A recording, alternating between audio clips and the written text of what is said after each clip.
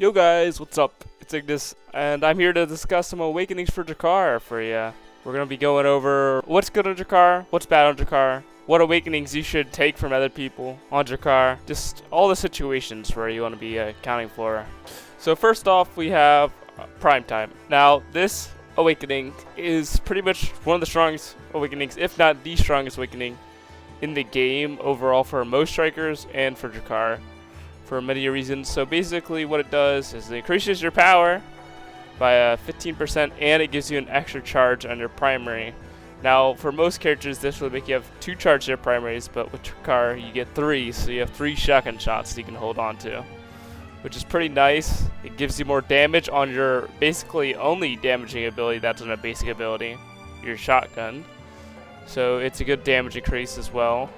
It's really good to deny this from other strikers, and it's really good for Drek'ar, so it's going to be his best training. Next, we got Adrenaline Rush. Now, Adrenaline Rush is a little bit weird because currently Drek'ar is played more of like a midfield character that can core control, and he can sometimes get takedowns with his team. It can be useful, but if you don't have a teammate that's like really doing damage, you know, it's pretty bad. But if you have a teammate that's doing like just a little bit of damage, it's pretty good.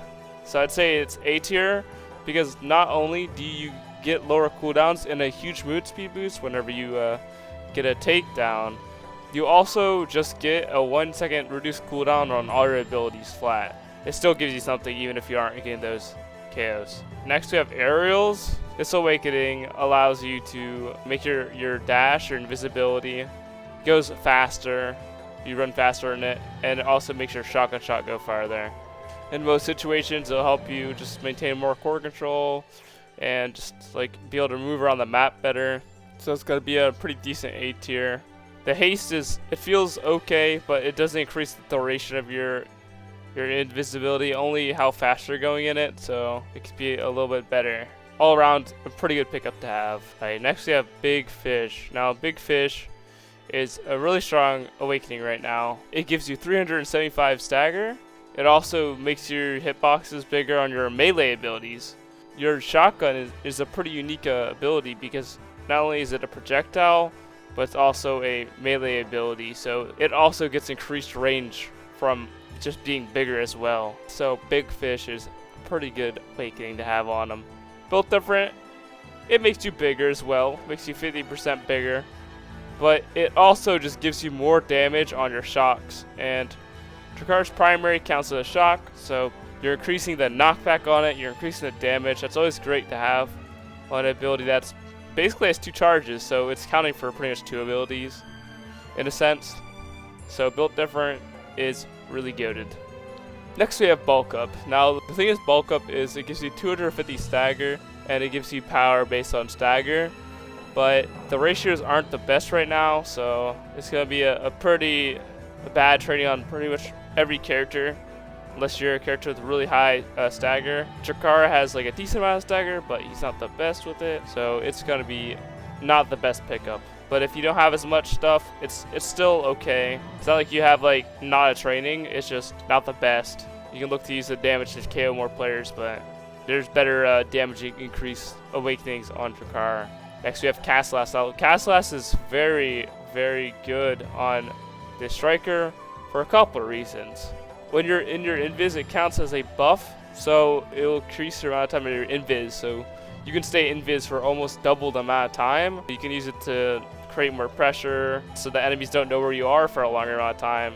You're more likely to get some cheeky scores or snag the ball away from players when they don't expect it. But a huge reason why it's very strong as well is it increases the amount of time your ult lasts on players, and what that does, it just basically, it's the only way to increase the damage of your ult is to increase the duration of the debuff. Can't increase it with like increased ult damage. It goes quite hard. We're getting players staggered and ready for getting KOs and disrupting the enemy for longer. Similar to that, we have Chrono Boost. This is a very good awakening as well for the similar reasons, but it has less debuff time and buff increase time, but it gives you movement speed on your haste, which is your invis, so it gives you movement speed on your secondary in return for that. So it's not quite as good as Castellas, but it's still very good. I'd highly recommend picking this one up as well. So Deadeye. So the only thing you could possibly proc Deadeye on is your ultimate, and Deadeye, a damage increase training, it doesn't make your ult do more damage. Very common misconception with Drek'ar when players think, oh, if you get more damage increase, it'll make your ult do more damage. The debuff on Drek'ar's ultimate doesn't scale off of your awakenings that make you do more damage. It only scales off time on debuffs. So it'll only affect the hit part of it when it makes contact with an enemy. So for that reason, it's pretty much one of the worst awakenings in the game for him, and it's real bait. Next we have extra special. Now Drek'ar, he has a 30-second ult, so it's pretty good to have extra special on such an important ability, with it being both a slow and burn damage, so it's quite useful on Drek'ar. I'd say it's one of the best if you want to get your damage increased as well, or trying to make more plays, because your ultimate, a very strong playmaking tool in your kit. Now we have Glass Cannon. So Glass Cannon on Drek'ar is pretty mid. There are a lot of trainings that you can take to increase your movement speed or your range. So Glass Cannon is pretty okay, but there's a lot of better awakenings out there for Drek'ar. But it's not a bad awakening to take when you don't have too much options. It gives you a decent amount of movement speed and damage, and forces the enemy to play like a little mini game with you. It's a pretty underrated awakening, and it has some pretty special cases. As long as the enemies aren't, they don't have that much dot damage, or they don't have that much access to a lot of hits, Glass Cannon can be pretty good. But against characters that keep poking it down, it's not the best. Now next we have Heavy Impact. Now this is quite insane for Drek'ar. It has a passive where all your shocks do 15% more damage, so it'll make your shotgun do more damage, which is always a great thing to have. And also, whenever you hit 2 more things with an ability, it makes it so you get your cooldowns back a lot quicker. And most of the time when you're playing Drek'ar, you're going to be shotgunning the enemy and the core at the same time to win the core past them, so you'll get your cooldowns back a lot just doing that. So whenever you get this awakening, you can just do that, and they have tons of pressure, and it's really hard for the enemy to deal with you having all those cooldowns up all the time. Next we have Missile Prop. Now this thing is goated. Not only does it increase your damage on projectiles, which Drek'ar's shotgun counts as a projectile, so once you be stacking all these like different shocks and projectile increased damage trainings, you can start getting some good damage on Drek'ar and start killing players later in the middle parts of the game. It also increases your range of your shotgun. It'll make it go way farther, and you'll be able to catch more plays out, and it'll be really hard for the enemy strikers to play around how much effective range you have in the game and just get it past you. And next we have Hot Shot. So Drek'ar normally doesn't use cooldown reduction trainings too good when there are ones like Perfect Form where he has to hit the core a lot or hit something a lot, because he really doesn't have that many hits. But Hot Shot is pretty unique where it only works on that single ability, but it gives you a lot of cooldown reduction, and all you have to do is hit an ability on the core, so it doesn't have that many conditions to be met. So Drek'ar's primary can proc this and get a lot of cooldown reduction off of it. It's very good when you're playing really for that midfield playstyle. If you're trying to become just like really just controlling the map on the core, not as much as on the players, like KOing, not as much as KOing players, but if you're just trying to control the core, this ability will just let you have your cooldowns up all the time. It'll be great. Now Monumentalist is straight up useless. Drek'ar doesn't have any creations, not much to go over there, and Timeless Creator is the same way. But if you have no options but Monu and Timeless, they're both useless, so choose the jelly one. It looks cooler. You want to beat Godzilla, it's pretty gamer. Next we have 1-2 Punch. What this awakening does is it makes it so whenever you do an attack after like 2 seconds or before 2 seconds of a previous attack, it makes the second one do 30% more damage. Until it gets buffed more, it's not too good for Drek'ar, because Drek'ar doesn't have that many ways to proc it. He basically has 3 damaging abilities which is pretty much similar to most strikers you would think, but 2 of those damaging abilities are tied behind the same cooldown, so it takes twice as long to refresh them. You can't proc 1-2 punch as much as other characters, and you know, it's in the other cooldown's a 30-second cooldown, so it's just not as good as on other strikers. Peak performance increases your speed by your stagger. It gives a decent amount if you have a decent amount of stagger, so it's a pretty good pickup when you have something like Big Fish or any other HP increased trainings, or if there's really not that much of a good option, movement speed on Drek'ar is really good because whenever you pop your secondary, you'll be going faster if you have more movement speed, so you'll be able to make more use out of the invisibility. Movement speed's pretty nice on Drek'ar. Now we have perfect form. It's not the best on Drek'ar because he can't proc it very much. Any training like 1-2 punch, perfect form that he needs to hit a lot of things for, it's not that good on him. If you want a cooldown reduction training, you could take Hot Shot, you could take Heavy Impact, things like that. You don't want to be going for perfect form. It doesn't go very well on this character, but if you really need to deny it from Zentaro, then it's not a bad option, so you can look to take it if you want other strikers not to take it. Next we have Prize Fighter.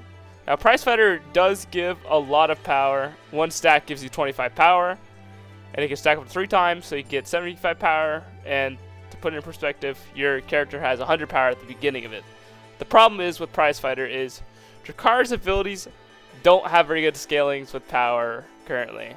It's better to take more awakenings that increase the damage of the abilities than to get awakenings that give you more power, so it's not as good.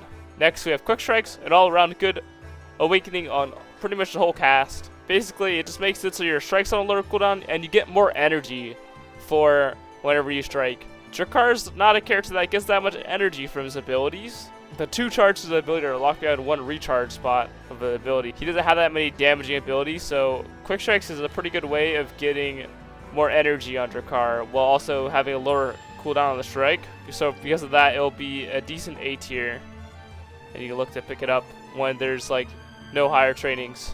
Also, I'll say it again. I said it in my Zentaro Awakening, but you know, in case you didn't watch that video, guys, if you let X get Quick Strikes, you're trolling. Please deny this Awakening from X. You don't want X to get this. It will make him have more strikes than his ult, so he can just beat the shit out of you, and you'll be going off the map and dying. So make sure to take this before X can have it.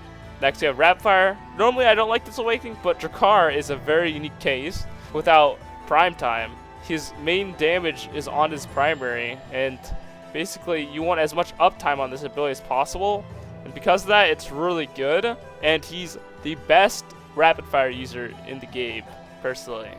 It'll help you have that uptime. That 35% decreased cooldown really matters when you have a cooldown that's like really long and you always have 1 charge up of your shotgun. It's a really good pickup. Next we have the Sparks. Sparks for Drek'ar, or they're something, okay?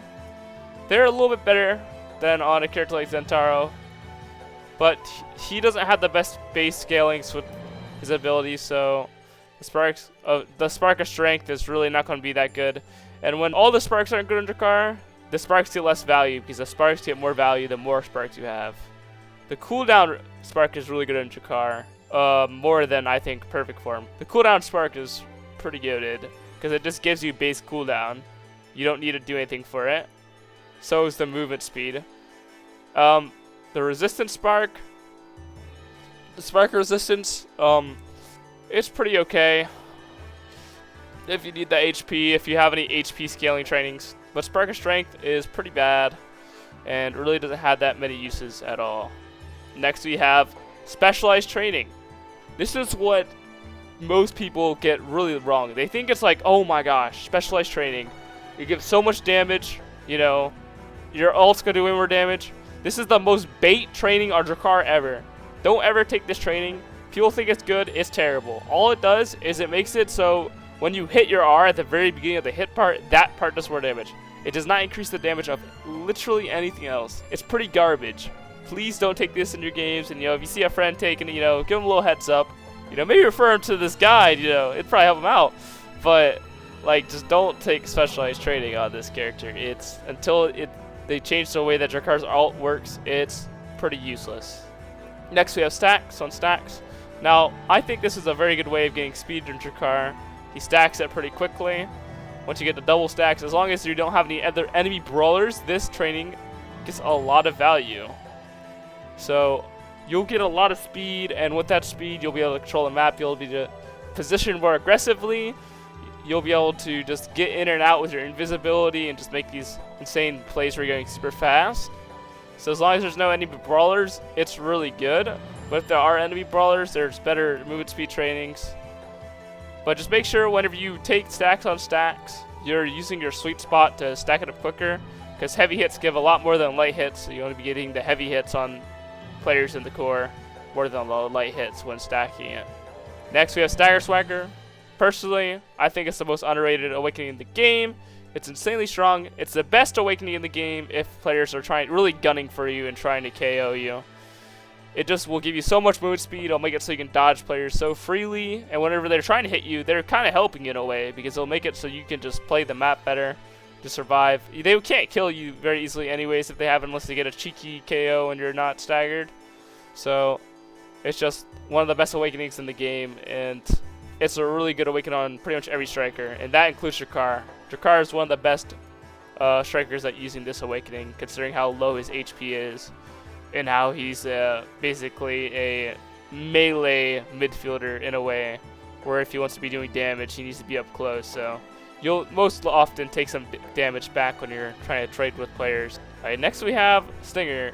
So Stinger is pretty good on characters that can proc it a lot. Drek'ar, you know, he can't proc as much as other things like Perform, but Stinger is a very strong awakening nonetheless.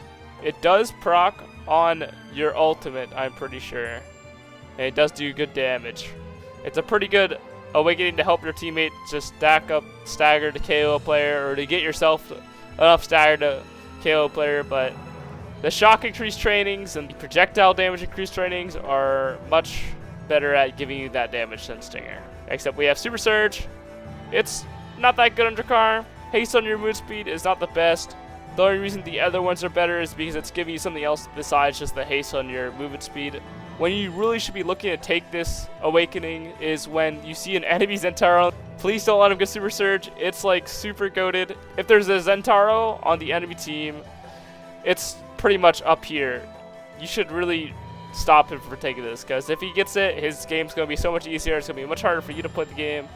But if there's no reason for denying it, it's about B tier. It's not the best.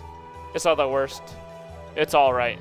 Next we have Tempo Swing. It's awakening similar to Perfect Form, where you can't proc it that much, so it doesn't get that much value on a character. Also, Drek'ar does not have that much stagger, so he doesn't use it very well. Because of this, it's gonna be here in C tier.